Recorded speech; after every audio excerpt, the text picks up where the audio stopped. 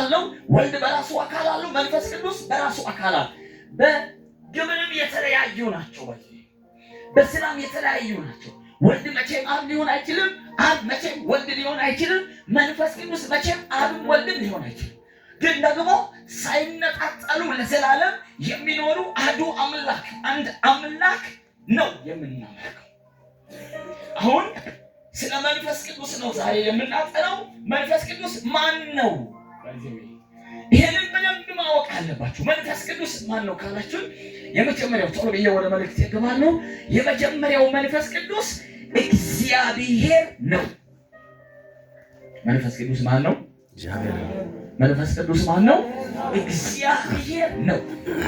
መጽሐፍ ያዝን ቶሎ ቶሎ ብለን ከመጽሐፍ ክፍል ነው የምናየው። ምዕራፍ 5 የሐዋርያት ሥራ ምዕራፍ 5 ከቁጥር 3 ላይ እንደዚህ ይላል። የሐዋርያት ሥራ ምዕራፍ 5 ከቁጥር 3 ላይ እንደዚህ ይላል። ጴጥሮስም ሐናንያ ሆይ መንፈስ ቅዱስን ታታልልና ከመሬት ሽያጭ ታስቀርዘን ሰይጣን በልብህ ስለምን ሞላ? ሳትሸጠውስ ያንተ አልነበረምን? ከሸጥከውስ በኋላ በስልጣን አልነበረምን? ይህን ነገር ስለምን በልብህ አሰብክ? ስሙ፣ በልብህ አሰብክ። ከቁጥር 9ንም ላንብብላችሁ። እንደዚህ ይላል። እሺ ከቁጥር 7 ጀምሮ ያለውን ላንብብላችሁ። ከ3 ሰዓትም ያህል በኋላ ሚስቱ የሆነውን ሳታውቅ ገባች። ጴጥሮስን መልሶ እስቲ ንገሪኝ፣ መሬታችሁን ይህን ለሚያህል ሸጣችሁን አላት።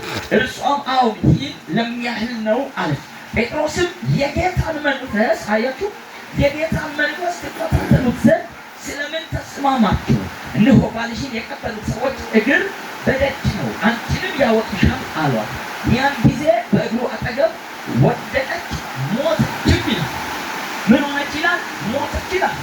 የመጀመሪያ ሰው ሐናንያ በመጣ ጊዜ ጴጥሮስ ምን ብሎ ነው የተናገረው? የጌታን መንፈስ ቅዱስን ታታልልና ከመሬት ሽያጭ ታስቀር ዘንድ ብሏል። ለሚስቱ ደግሞ ምንድነው ያላት?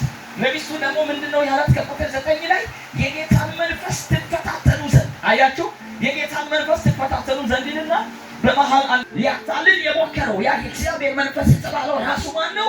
እግዚአብሔር ነው። መንፈስ ቅዱስን ታታልል ዘንድ ብሏል ሐናንያ። ሚስቱን ደግሞ ሰጲራን የጌታን መንፈስ ትፈታተኑ ዘንድ ብሏል። የጌታ መንፈስ የተባለው መንፈስ ቅዱስ የተባለው ይሄ ማን ነው? እግዚአብሔር ነው። ምክንያቱም የዋሻችሁት ሰውን አይደለም እግዚአብሔርን እንጂ። መንፈስ ቅዱስ ማን ነው? እግዚአብሔር ነው። እግዚአብሔር ነው መንፈስ ቅዱስ። አንደኛ ቆሮንቶስ ምዕራፍ 6 አንደኛ ቆሮንቶስ ምዕራፍ 6 ከቁጥር 20 ላይ እንደዚህ ይላል። ሥጋችሁ ከእግዚአብሔር የተቀበላችሁት በእናንተ የሚኖረው የመንፈስ ቅዱስ ቤተ መቅደስ እንደሆነ አታውቁምን? በዋጋ ተገዝታችኋል እንጂ ለራሳችሁ አይደላችሁ። ስለዚህ በሥጋችሁ ማንን አክብሩ ይላል? እግዚአብሔርን አክብሩ። እናንተ ላይ የሚያድረው መንፈስ ቅዱስ ማን ነው? እግዚአብሔር ነው። በሥጋችሁ ማንን አክብሩ? መንፈስ ቅዱስን አክብሩ።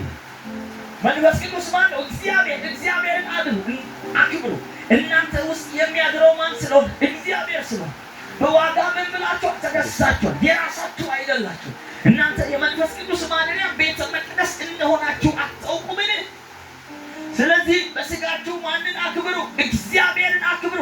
ለምን? ይሄ እናንተ ውስጥ የሚያድረው መንፈስ ቅዱስ ማን ስለሆነ? እግዚአብሔር ስለሆነ። የሉቃስ ወንጌል ምዕራፍ 1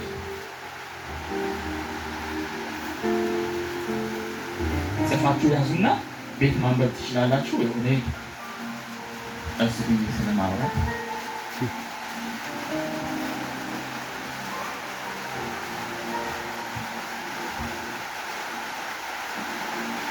የሉቃስ ወንጌል ምዕራፍ 1 እናወጣለን።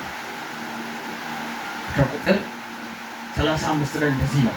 ከቁጥር 35 ላይ መልአኩም መልሶ እንዲህ አላት። ምን አላት? መንፈስ ቅዱስ በአንቺ ላይ ይመጣል፣ የልዑልም ኃይል ይጸልይልሻል። ስለዚህ ደግሞ ከአንቺ የሚወለደው ቅዱስ የእግዚአብሔር ልጅ ይባላል። እነሆ ዘመድሽ ኤልሳቤጥ እርሷም ደግሞ በእርጅናዋ ወንድ ልጅ ጸንሳለች።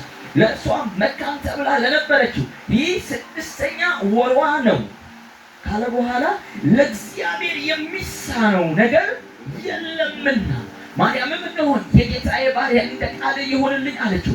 መልአኩም ከእርሷ ሄደ ይላል። በዚህ ጊዜ ማርያም ዕድሜዋ 16 ዓመቷ ነው።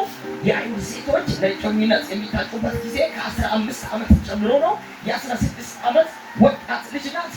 መልአኩ ገብርኤል የምስራችን ሊያበስርላት መጣ።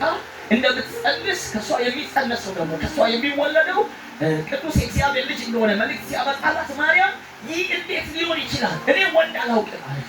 በጣም የሚገርማችሁ ነገር ገብርኤል እኔ መልእክተኛ ነኝ፣ ከኔ በኋላ ይሄን አሁን የነገርኩልሽን መልእክት የሚፈጽም መንፈስ ቅዱስ ባንቺ ላይ ይመጣል አላት። ክብር ለኢየሱስ ይሁን። የሚመጣው መንፈስ ደግሞ ማን ነው? እግዚአብሔር ነው። መንፈስ ቅዱስ ባንቺ ላይ ይመጣል ካላት በኋላ በእውኑ ለእግዚአብሔር የሚሳነው ነገር አለውን? ክብር ለኢየሱስ ይሁን። ለእግዚአብሔር የሚሳነው ነገር የለም። ለዛ ነው መጽሐፍ ሲናገር ለሰው የማይቻል ለማን ይቻላል ይላል? ለእግዚአብሔር ይቻላል ይላል። መንፈስ ቅዱስ እንደ እግዚአብሔር ቃል እግዚአብሔር ነው ብሎ ለሚያምን ሰው ዛሬ እኔ ጋር መልእክት አለ። ከአቅማችሁ በላይ የሆነ ከአይምሯችሁ በላይ የሆነ ታላቅ ስራ ይሄ መንፈስ በቤታችሁ ላይ ይሰራል፣ በህይወታችሁ ላይ ይሰራል፣ በዘመናችሁ ላይ ይሰራል። ማነው ሁሉን ይችላል የሚል ሰው? እግዚአብሔር ሁሉን ይችላል የሚል ሁሉን ይችላል የሚል ሰው በጌታ በኢየሱስ ስም እንደዚህ ብዬ ጸልያለሁ። ስሙኝ አንዴ ስሙኝ። መንፈስ ቅዱስ ፐርሰናሊ በእኛ ህይወት ላይ መጥቷል። እያንዳንዳችን ህይወት ውስጥ አሉ። ደግሞ እንደዚህ በህብረት ሲሆንም ይመጣል። ምክንያቱም አምላክ ነው፣ ከኛ ጋር ብቻ አይደለም። ወልድ አሁን ከኛ ጋር አለ፣ በሰማይም አለ። ልክ መንፈስ ቅዱስ ከኛም ጋር አለ፣ ሁሉ ቦታም ላይ አለ። እንደዚህ ደግሞ በቅዱሳን ህብረት በጋራ ስንሆን መንፈስ ቅዱስ በወንድሞች ህብረት ውስጥ በረከትን ሊሰጥ ሰላምን ሊሰጥ ምን ይሆናል? በኃይል ይመጣል። በኃይል ይመጣል። እግዚአብሔር አምላክ ሁሉ ቦታ ላይ አለ። ሲኦል ላይም አለ። ሲኦልም የሱ ነው። ኃጢአተኞችን የሚቀጣበት ስፍራ ነው እንጂ የሱ ነው። ገሃነም ውስጥም አለ። ሁሉም ቦታ ላይ አለ። ግን እያንዳንዱ ቦታ ላይ ያለበት በረከት ምክንያት የተለያየ ነው። ገሃነም ላይ ሊቀጣ ነው ያለው፣ ሊባርካቸው አይሆንም። እዚህ ግን በቅዱሳን ህብረት ውስጥ ሊባርከን አለ፣ በሙላት አለ። ስለዚህ መንፈስ ቅዱስ የመጀመሪያው ማን ነው ካላችሁ እግዚአብሔር ነው። የመንፈስ ቅዱስ መለኮታዊ ባህሪያትን ላሳያችሁ። መንፈስ ቅዱስ አምላክ እንደሆነ እግዚአብሔር እንደሆነ ባህሪያትን ላሳያችሁ። እነዚህ መለኮታዊ ባህሪያት ይባላሉ። ልክ እግዚአብሔር ወልድ መለኮታዊ ባህሪ እንዳለው ጭምር መንፈስ ቅዱስን መለኮታዊ ባህሪ ያለው አምላክ እሱ እንደሆነ እሱ የሚመለክ እንደሆነ እሱ እግዚአብሔር እንደሆነ የእሱን ባህሪ የሚያንጸባርቁ አሉ በመጽሐፍ ቅዱስ። ምናልባት የምትፈልጉ ሰዎች የመጀመሪያው የመንፈስ ቅዱስ መለኮታዊ ባህሪ ብላችሁ ማለት ይችላሉ። የመጀመሪያው መለኮታዊ ባህሪው ምንድን ነው ካላችሁ የመንፈስ ቅዱስ ሁሉን አዋቂ ነው። ሰው ሁሉን አያውቅም፣ ከፍሎ ነው የሚያውቀው፣ በከፊል ነው የሚያውቀው። ጳውሎስም ለዛ ነው ከእውቀት ከፍለን እናውቃለን። ስለዚህ ሰው ሁሉን ነገር አያውቅም።